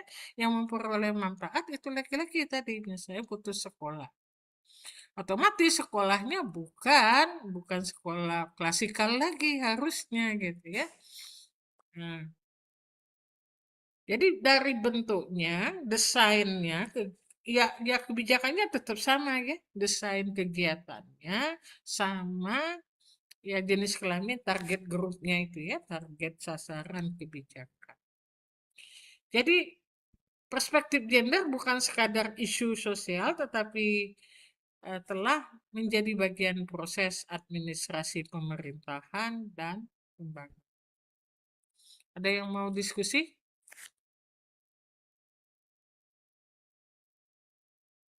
Oke. Jadi kalau kita ngelihat gender mainstreaming ini ya, menuju gender responsive policy, ada beberapa istilah gitu ya. Gender blind policy gitu ya. Kebijakan yang tidak melihat perbedaan tadi. Bukan mengubah undang-undangnya atau kebijakannya, tetapi kan tadi kita ngelihat desainnya di bawah, ya kegiatannya, sama target grupnya gitu ya. Itu tidak melihat sama sekali namanya blind gitu ya. Gender neutral policy ya, menggunakan bahasa yang tampaknya netral ya, tapi ya dampak gendernya bisa. Tadi bisa kita ngomong netral tapi ternyata dampaknya bisa beda. Ya, tadi yang kita ngomong eh, equality dan equity tadi ya, dampaknya bisa beda secara gender. Betul apa betul? Nah, ini kita harus ngelihat tadi, misalnya stunting gitu ya, kegiatan kita. Kita ngelihat ya dampaknya. Kalau kita cek lagi, sebetulnya anak perempuan itu dibutuhkan apa? Kalau berdasarkan apa? Kalsium kan perempuan itu. Kalau kamu cek ya, ibu-ibu itu kalau nggak keropos kakinya, giginya habis. Kalau sudah punya anak. Nah, tadi ketika dia hamil, misalnya kondisinya kurang kalsium, ya artinya anak tadi ya pertumbuhannya ngambil kalsium dari ibunya. Nah, gitu. Ya, jadi anak perempuan itu harusnya disiapkan kalsiumnya. Nah, dilala kita susu, kalau ada susu dia anak lanang, dia anak begawe kan, kagetnya gitu kan. Anak perempuan teh teh manis gitu atau air tajin gitu kan. Nah, kadang kalau hamil tadi ya melahirkan gitu-gitu kan. Kalau cuma dua ya seperti ibu lah ya. Tapi kalau lebih anaknya ya bisa itu ya osteoporosis itu perempuan itu ya karena kalau kurang kalsiumnya itu ngambilnya di orang tuanya. Maka kalau ibu-ibu hamil kadang tiba-tiba giginya bolong, copot dan sebagainya itu begitu ceritanya ya. Ibu dulu meneliti juga gimul, gigi dan mulut ya ibu hamil sakit gigi dia kan. Nah, itu makanya kan dia harus asupan susu gitu kan, kalsium juga ibu hamil itu maka gitu, dan itu harus besi juga ya. Nah, itu asupannya beda sebetulnya kalau kita ngelihatnya dari gender need ya, kebutuhan itu. Kalau mau di ini lagi kan kalsium itu sampai umur 12 tahun ya. Kalau sudah kayak ibu ini minum apa yang ini ya iya nyerap tapi nggak sebanyak kalian itu ya umur 0 sampai 12 tahun. Nah, itu ya kalau punya ponaan segala macam ya belinya susu ya, jangan tupoki gitu-gitu.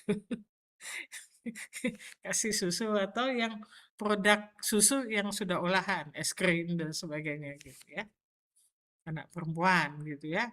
Kemudian gender responsif polse ini gender sensitif kebijakan menyadari adanya perbedaan gender yang kayak kita tadi ya. Harusnya dilihat tadi manfaatnya dan ininya ya. Sehingga kita ngelihat targetnya tuh apa gitu kan. Itu. Jadi bukan sembarangan. Ya memang tadi sudah ya gender netral ya sama dapatnya itu semua ya. Lele itu semua. Tapi kalau kita ngelihat itu harusnya untuk anak TK sampai SD itu kan lebih ke kalsium untuk anak perempuan. Karena sudah kalian itu enggak banyak lagi juga bisa nyerap ya. Kalau nggak salah, coba tanya dokter. Gitu ya. Kemudian ini gender responsif itu berarti yang mengidentifikasi ketimpangan. Jadi kita mulai tadi ya. Kemudian merancang intervensi. Apa yang kita harus perbuat tadi ya? Bentuk programnya, usulan kita, policy briefnya apa gitu ya. Kemudian penyediaan sumber dayanya gitu kan. Beda tadi kalau kita ngomong ada perbedaan kebutuhan dan ini tadi ya kepentingan. Kemudian menetapkan indikator hasilnya, kemudian mengurangi tidak setaraan gender. Harus ada hitungannya gitu. After that, after kebijakan kita harus hitung gitu ya. Sudah merubah ketidaksetaraan berapa gitu ya. Nah, itu ada di tekniknya tadi, responsif gender tadi. Sehingga gender responsif policy itu bukan hanya mempertimbangkan gender, tapi juga menggunakan informasi gender untuk memperbaiki desain dan hasil kebijakan. Tadi desainnya gitu ya. Kalau misalnya kebijakan atasnya, kalau kita ngomong level of policy, mungkin kebijakannya sama gitu ya, Indonesia emas 2045 gitu ya. Nah, programnya apa tergantung di kita, masalahnya apa, ya gitu ya. Dan aktivitasnya atau kegiatannya tadi ngelihat, apalagi kalau kita ngelihat gender need tadi ya. UN Women itu secara eksplisit menjelaskan bahwa gender responsive policy mencakup proses dari hasil kebijakan yang memperhitungkan ya perbedaan dan ketimpangan gender serta diarahkan untuk mengatasi kendala struktural tadi dan diskriminasi. Jadi dia bukan hanya strategical tapi juga bukan hanya praktikal tapi juga strategical. Bagaimana kendala struktural ini diubah. Ya. Nah, definisinya kebijakan responsif gender itu ya adalah kebijakan publik yang dirancang, dilaksanakan, dipantau, ya, implementation, dievaluasi dengan mempertimbangkan perbedaan kebutuhan, pengalaman, akses tadi ya, partisipasi, kekuasaan dan dampak kebijakan terhadap perempuan dan laki-laki. Tujuannya apa? Mengurangi ketimpangan dan mewujudkan KKG, kesetaraan dan keadilan gender. Jadi duanya tetap equality dan equity, ya. Oke. Jadi konsepnya ada ya, kita harus melakukan gender analysis, kita melihat partisipasi, kita melihat adil, dan kita juga melihat setara. Bukan, oh harusnya equity saja, enggak, ya dua-duanya dipakai. Ya, kan? Kalau kita melihatnya tadi informasi, ya harus aksesnya sama gitu ya. Tapi kalau kita lebih melihat siapa yang harus diprioritaskan, equity kita pakai kacamata tadi ya. Nah, karakteristiknya itu harus berbasis data. Tadi data pila. Kalau nggak ada data berdasarkan jenis kelamin, agak susah ya gitu. Data sosial ekonomi, data partisipasi, data akses pelayanan. Nah, ini kadang-kadang kita nggak ya, nggak ada jenis kelaminnya. Tadi misalnya ibu-ibu yang ke dokter gigi yang hamil, wah kita harus cari gitu ya. Nggak bisa, datanya sudah terberi gitu kan. Nggak bisa. Akses pelayanan ini kadang-kadang orang nggak ya. Misal mau ngelihat data penderita diabetes gitu ya. Nah, banyak laki-laki atau perempuan gitu kan. Ada nggak datanya? Jangan-jangan jenis kelamin nggak jadi penting gitu ya. Kemudian berbasis analisis gender ya. Nah, gender ini pasti kita ngomongin soal karena kita relasi ya. Relasi laki-laki dengan perempuan. Jadi ngelihat akses, kontrol, partisipasi, ngelihat manfaat laki-laki dan perempuan. Kemudian kita ngelihat kebutuhannya apa, hambatannya apa. Laki-laki dan perempuan. Tadi ngomongin gender, kita melihatnya relasi. Kemudian partisipatif ya, melibatkan kelompok yang terkena tadi ya, kebijakan terdampak. Kemudian berorientasi kesetaraan, tujuan bukan sekadar memberikan program, tetapi mengurangi tadi ketimpangan. Jadi ada evaluasinya kita berapa ya, ada gender apa, yang ini GEM ya, gender empowerment measurement. Jadi kita setiap negara yang ikut tadi 189 tadi sudah nanda tangani itu akan dihitung. Jadi bukan indeks pembangunan manusia saja, tapi indeks tadi kesetaraan gender yang sudah kita capai. Ada ya. Jadi boleh saja kita ngelihat misalnya pengaruh kita lihat dengan panel gitu ya. Pemerintah kita sudah melakukan program apa. Nah, itu berapa ketidakadilannya atau ketimpangan itu turun gitu ya. Nah, itu belum ada ya.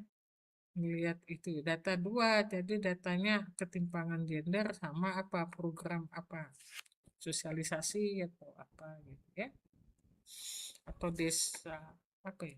Desa peduli perempuan dan anak. Nah, selama desa peduli perempuan dan anak itu ada program itu berapa dampaknya untuk pengurangan ketimpangan gender misal pakai data panel gitu ya. Nah, itu harus banyak datanya 5 tahunan. Bisa kalian lihatnya. Tapi kalau misalnya eh, program kemiskinan dengan JEM tadi, itu udah kan itu salah satu indikatornya JEM itu ya kemiskinan gitu. Karena kita lihat IPM itu kan kemiskinan, masa mau neliti seberapa berubahnya apa namanya pokat di dalam es campur gitu kan sudah nyampur dia kan eh ya misalnya indikator IPM itu ada kemiskinan segala macam. Nah, mau lihat berapa persen kemiskinan, kan sudah di angka itu kan. Nah, kecuali kalau program misalnya program apa eh, UMKM ya, penurunan angka kemiskinan, nah, boleh kan gitu ya. Kan beda dia ya kalau ngelihat berapa sih peningkatan atau penurunan pokat di dalam es campur. Kan udah nyampur di situ. Nah, ini ada beda dengan dulu dengan salah satu dosen yang membimbing mahasiswa. Ya, harusnya ngeliatnya itu tadi. Bu, di mana? Oh ya, lihat aja di situ ya. Jadi pakai data dua data yang berbeda. Kalau datanya teradu 5 tahun, nah kalian bisa melihat itu. Gitu ya. Ya, program desa apa tadi? Desa peduli anak gitu ya. Dengan kesetaraan gender gitu ya, perempuan dan anak. Oke, bisa. Kemudian memperhatikan kelompok rentan gitu ya. Jadi kita ngelihat ada data di dunia itu diukur ya kesetaraan gender tuh ada ukurnya namanya GEM. GEM ya. GEM. Gender Empowerment Measurement kan gitu ya, ukuran untuk kesetaraan gender tadi. Udah memperhatikan kelompok rentan, perempuan miskin, tadi yang kata Ibu ya, no one left behind, itu kita, makanya kalau administrasi publik nggak mungkin netral. Kita terpaksa harus mana yang harus kita prioritaskan, karena otomatis biasanya dana kita terbatas. Jadi kita harus mulainya dari mana gitu ya. Nah, orang-orang yang rentan ini yang jadi perhatian kita. Perempuan miskin, perempuan perdesaan, perempuan sebagai kepala keluarga, anak perempuan tadi penyandang disabilitas, dan kelompok lanjut usia. Itu kelompok rentan. Kalau wilayah ya tadi ya, wilayah 3T gitu ya. Sudah wilayah 3T, kita lihat yang ini pula. Nah, itu yang paling prioritas gitu. Yang keenam itu memiliki anggaran. Ya, kalau nggak punya duitnya nggak susah ya. Kebijakan harus dibuat sumber daya. Nah, tadi karena uangnya kita itu nggak bisa ditambah, nggak bisa dikurang, berarti kita harus memanfaatkan target grupnya, target yang kita capai itu sesuai data tadi. Berapa yang laki-laki, berapa perempuan. Harusnya di situ. Kemudian memiliki indikator gender, misalnya peningkatan, nah ukurannya ya, akses perempuan, peningkatan partisipasi perempuan gitu ya, peningkatan kontrol atas sumber daya, penurunan kesenjangan tadi. Ya, ada ukurannya, cuman nggak segaung dengan indeks pembangunan manusia. Ya, tapi kalau orang-orang yang ini pasti tahu ada ukuran. Makanya Ibu tadi ngelihat bahwa umur harapan hidup perempuan itu lebih tinggi. Itu salah satu ya. Tingkat kematian anak itu dilihat juga lagi dengan perempuan. Itu salah satu indikator GEM tadi. Angka harapan hidup perempuan lebih tinggi gitu. Nah itu tadi ya, kemungkinan multitasking tadi, jadi nggak stres. Itu. Nah aspeknya, pertanyaannya masalah, apakah masalah perempuan dan laki-laki sama ketika kita ngomongin masalah kebijakan, akses, siapa yang dapat mengakses si perempuan, program. Kemudian partisipasi, siapa yang terlibat atau bisa terlibat gitu. Perwakilan, siapa yang duduk dalam proses pengambilan keputusan. Ini ada perempuan tapi nggak ngomong gitu kan. Sumber daya, siapa yang memperoleh sumber daya tadi. Kemudian anggaran, berapa sumber daya yang dialokasikan anggarannya. Kalau kita nggak bisa, ya tadi targetnya yang harus kita efektifkan ya gitu. Kemudian implementasi, apakah pelaksanaan menghasilkan dampak berbeda, output apa yang dihasilkan berbeda tidak gitu kan. Outcome, siapa yang memperoleh manfaat, impact, apakah ketimpangan itu menjadi berkurang kan. Nanti berapa tahun kayak indeks pembangunan manusia ya dihitung indeks ketimpangan gender kita ya. Dalam menganalisis suatu kebijakan, ya kita harus melihat ini tadi ya, pertanyaan-pertanyaan. Kemudian mengapa penting? Administrasi publik itu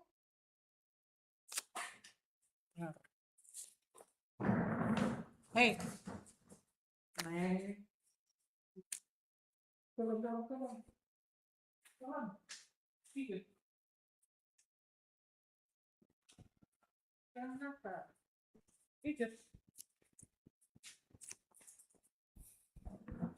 Oke, ya. Karena administrasi publik itu mengelola kepentingan tadi, kata Ibu ya, kepentingan publik. Ya, mulai dari kita ngomongin merumuskan, dari rumusan itu kita lihat siapa yang terdampak tadi ya. Kemudian menyediakan pelayanan, itu administrasi publik kan. Mengelola anggaran supaya tepat sasaran, efektif dan efisien yang tadi ya. Kalau kita bangun sekolah, tadi kan berarti nggak efektif tadi, nggak efisien kan, pengelolaan organisasi publik dan melaksanakan pembangunan itu administrasi publik. Kalau tidak diperhatikan tadi ya, kebijakan yang tidak adil secara tidak sengaja. Sengaja nggak ya? Pokoknya sejak Ibu tamat kuliah gitu kan, sejak Ibu skripsi persoalan ini sudah menjadi kajian Ibu ya. Tapi S1 itu lebih ke buruh ya, buruh perempuan. Sampai sekarang gitu ya. Berubah. Ya nggak berasa berubah gitu kan. Karena kebijakan publik itu kita menghasilkan impact tadi ya. Kebijakan yang sama dapat menghasilkan impact yang berbeda antara laki-laki dengan perempuan. Yang tadi yang kata Ibu ya, kita salah kasih intervensi, ya salah tadi ya. Apalagi yang gender blind tadi ya. Nah, contohnya kebijakan transportasi publik jika hanya memperhitungkan rumah sampai kantor, maka kebutuhan perjalanan untuk rumah, sekolah anak, pasar, tempat kerja, rumah, jadi kurang diperhatikan. Kita ngelihatnya bagaimana kita ke kantor. Sementara perempuan tuh boleh gitu ya, sepanjang jalan nganter anak dulu ya, balik ke pasar dulu gitu ya. Betul. Baru ke tempat kerja kan gitu ya, atau baru ke rumah nyampe kan, benar ya. Nah, cewek nih ya, sebelum balik belanja dulu kan, bla bla bla gitu kan, baru balik ke rumah. Sebelum pergi ngantarkan apa dulu, misalnya kalau yang sudah berkeluarga ngantar ke sekolah dulu, kan gitu ya, baru ke kantor gitu ya. Nah ini kadang-kadang di dalam kita ngomongi apa namanya kita pembangunan regional ya, soal zoning. Nah, ini sangat penting juga ngelihat kebutuhan perempuan. Makanya rumah-rumah yang jauh-jauh itu yang murah gitu ya. Apa udah ketik yang beli tadi tidak dekat rumah, yang belinya tuh harga untuk pasangan apa? Pasangan usia subur, artinya punya anak balita, sementara di situ katik sekolah, katik tempat penitipan balita, ya kan? Katik transportasi, cobalah yang rumah-rumah murah yang di pinggir-pinggir kota Palembang. Sementara dua laki bini begawe, duit siko untuk bayar rumah tadi, cicilan siko buat makan. Anak, nah ini ya, kadang-kadang nggak mikir nih transportasinya gimana. Akhirnya mereka kredit motor semua. Nah akibatnya cocok gak itu ya jalan cukup gak? Nah jadi jam-jam tertentu terjadi kemacetan. Nah, itu juga nggak dipikirin gitu ya. Nah, ini tadi. Padahal kita ngomongin perencanaan pembangunan regional gitu ya. Sistem zoning tadi.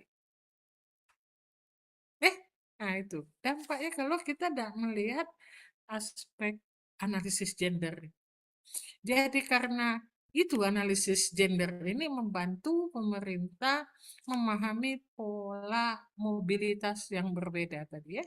Bangunnya di mana gitu. Kalau yang bangun rumah beda bisa. Sementara yang ini kita target kita yang pasangan usia subur, masih anak balita. Kita tidak siapi penitipan anak. Transportasi nggak dijamin. Di mana buat anak-anaknya? Gitu kan? Maka mereka meskipun berdesak-desakan ini ya masih mau kontrak gitu kan nempel-nempel di kota ini gitu. Nah itu yang kadang nggak dipikirin bahwa analisis gender itu sangat penting juga untuk perencanaan pembangunan. Gender dan pelayanan tadi ya kenapa penting administrasi publik ya tadi ini ya apakah pelayanan publik kita benar-benar aksesibel, available dan acceptable bagi perempuan dan laki-laki. Ya ini lihat dalam pelayanan kesehatan, pendidikan, transportasi, administrasi kependudukan, perlindungan sosial. Ini kadang-kadang tenaga kerja yang bekerja tambang gitu. Oh, ya, ada nggak data real ya? Nah, itu. Pekerja perempuannya ada nggak data real gitu? Tadi ya perumahan, air bersih, sanitasi, layanan digital, apalagi layanan digital pemerintah. Kita sudah tahu bahwa perempuan itu tertinggal untuk teknologi ini. Nah, harusnya bagaimana? Semua layanannya di kita pakai digital semua gitu ya. Handphone gitu, belum tentu ya semua ibu-ibu tuh memiliki handphone atau mengakses handphone 24 jam gitu kan. Berbagi sama anak, sama suami dan sebagainya gitu.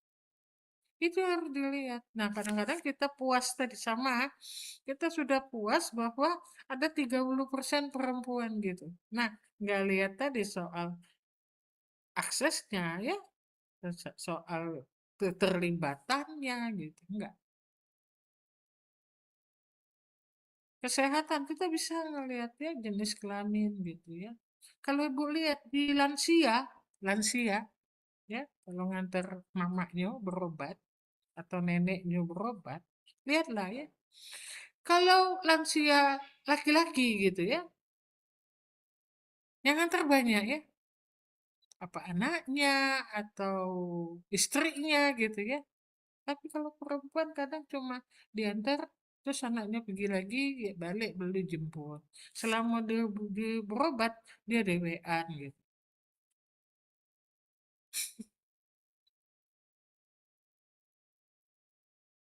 Ya, nah itu. Dan kita belum belum ada rumah sakit atau tempat berobat itu yang memang mengapresiasi. Jadi mulai yang lansia itu ya, terutama yang kursi roda turun gitu ya, sampai di itu belum banyak ya yang menyiapkan layanan itu, unit layanan disabilitas itu yang ini. Nah itu saya juga sering ngelihat yang perempuan itu jarang sekali anaknya atau siapanya nunggu ya, nunggu selama dia sampai proses selesai. Jarang. Kalau yang laki-laki istrinya ikut gitu ya. Paling nanti dijemput gitu kan. Nah itu. Nggak tahu saya ya. Coba kalian amati layanan BPJS lansia misalnya di rumah sakit apa bandingin swasta sama sama yang negeri gitu ya. Coba lihat, perhatiin, amati gitu kan. Oke. Nah, kalau anggaran itu ya, itu apakah anggaran pemerintah memberikan manfaat dan yang adil tadi? Ya, bukan berapa persen anggarannya tadi. Ini seringkali orang-orang di pemerintahan takut, ya. Bukan, ya, itu berapa persen anggaran untuk perempuan, tapi bagaimana belanja pemerintah berdampak terhadap ketimpangan gender.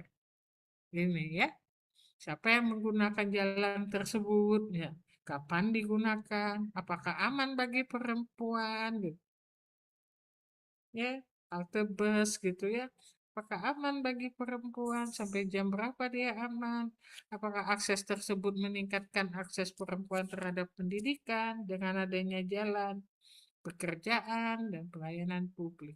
Belum kita ngomongin soal disabilitas ya. Oke. Ini ya, gender, perspektif gender diintegrasikan dalam setiap ini ya, mewujudkan adil tadi. Jadi mulai masalah publik, ini ada apa yang harus kita lakukan, kemudian ada analisis gender, agenda setting, formulasi sama, tapi kita menggunakan feedback. Feedbacknya ini adalah hasil evaluasi dan pelajaran digunakan ya untuk memperbaiki masalah. Kan kita ngomong ketika feedback apakah kita terminasi kan atau modifikasi atau reformulasi. Itu. Jadi ada kesetaraan ya, prinsip utamanya.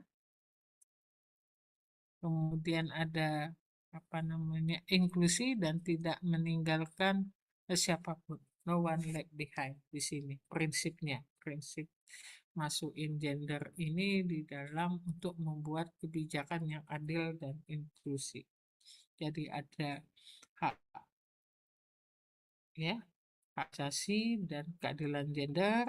Kemudian di sini partisipasi setara, sini kesetaraan akses, kontrol dan manfaat ya.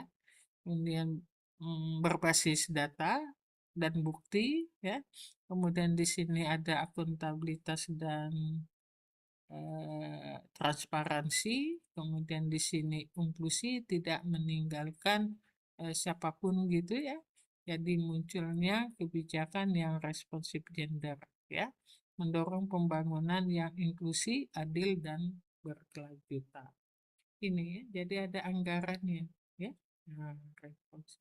Jadi bukan soal berapa persennya, tetapi untuk dibiayakan untuk perubahan ketidakadilan tadi.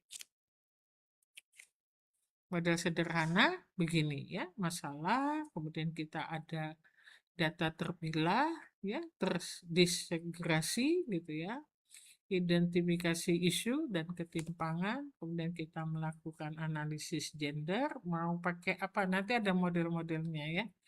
Kemudian kita ngelihat gapnya ya, kita temukan kesenjangannya apa, tadi tidak hanya perempuan ya, bisa saja laki-laki. Kemudian rumuskan kebijakan, kemudian sudah anggarannya bagaimana, kemudian implementasinya. Hasil, kemudian kita ngelihat outputnya dan outcome-nya, gitu ya.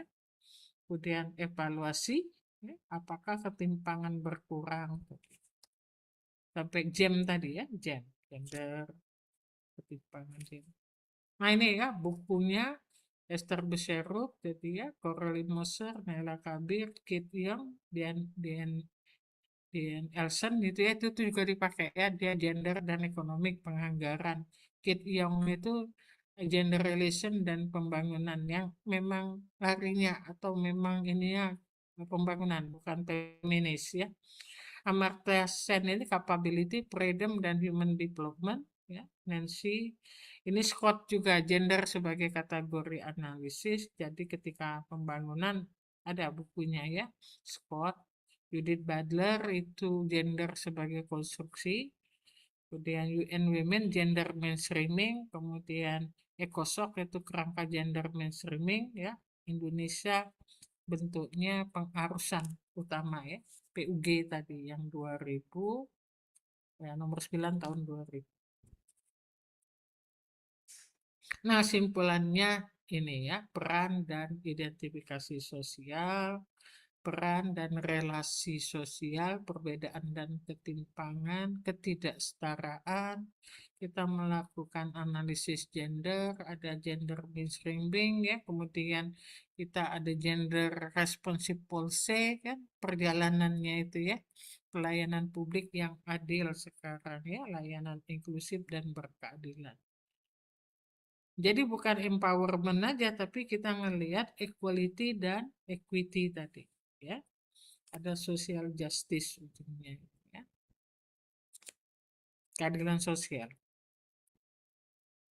Nah, intinya nih ya, siapa yang memperoleh manfaat dan siapa yang tertinggal dalam kebijakan itu. Ada with, what, got, yang gender mainstreaming ke gender responsive policy dan gender transformasi atau inklusif policy. Jadi kebijakan yang inklusif gitu ya. Jadi memasukkan perempuan ke dalam pembangunan menuju upaya mengubah relasi, struktur, institusi, dan proses kebijakan yang menghasilkan ketimpangan. Ya, menekankan bahwa mainstreaming yang efektif harus terhubung dengan perubahan kelembagaan. Iya, gitu ya. Adanya pembiayaan. Iya, kalau nggak duit nggak bisa juga ya. Analisis gender pasti gitu kan, nggak bisa kita serta monitoring dan evaluasi. Jadi gender itu bukan tambah-tambahan deh, tapi harus masuk sejak awal. Ya, analisis gender. Nah, ini bukunya tadi. Oke. Nah, bisa nggak kalian buat studi kasus tadi? Ya, pakai kelompok. Pertanyaan ini, ya, mau dipoto ya. Apakah program tersebut gender blind gitu kan? Boleh pelatihan UMKM ada nggak ya gitu ya? Kemudian siapa yang paling mudah mengakses program, siapa yang mungkin mengalami hambatan, apakah perempuan dan laki-laki mempunyai kondisi yang sama. Nah, bagaimana usulan kalian ya? Apakah diperlukan fasilitas pengasuhan anak, apa jadi ya, jadwal yang perlu dan sebagainya ya. Jadi satu halaman ya. Bagi kelompok. Ini enggak usah. Bisa ngisi. Hadir semua enggak? Ada yang tidak hadir, Ibu. 3 orang. Nah, itu bisa ngisi enggak? Gender adalah jawab di mana ya? Kemarin itu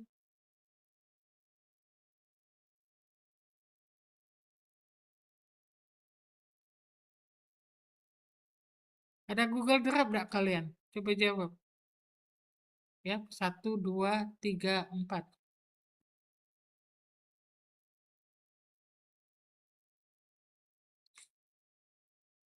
Yang tadi kerja kelompok ya. Minggu depan Ibu tanya ya. Udah? Ini sudah? Ini sekarang ngumpulnya yang ini. Yang pertanyaan 1, 2, 3, 4. Mana sih Ini, Tilda? Buat ya Ibu. Google Drive deh. Jawab. Oke, Ibu. Kalian sudah punya ini kan, sudah punya email dewek kan? Oke. Oke, Ibu. Nah, yang ini 4 ini langsung jawab hari ini. Kaget Pilda kasih Google Drive Ibu. Oke. Bu tunggu ya. Dijawab dalam bentuk apa, Ibu? Izin. Kan pilihan tadi. Enggak, ditulis aja. A, B, C, D tadi kan? Oke.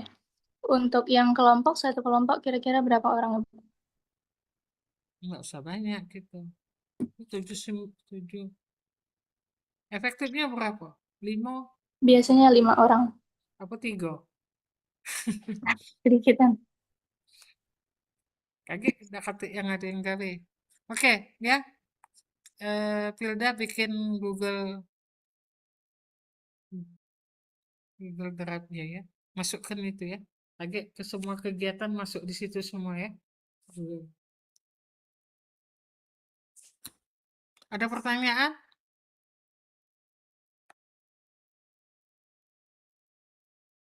Ini kalian screenshot dulu untuk absen. Absen tadi sudah Ibu kasih kan? Sudah, Sudah, Ibu. Nah, sudah di screenshot belum? Oke. Pilda izin screenshot dulu, Bu. Ya. Kayak fotonya Bentar. juga kasih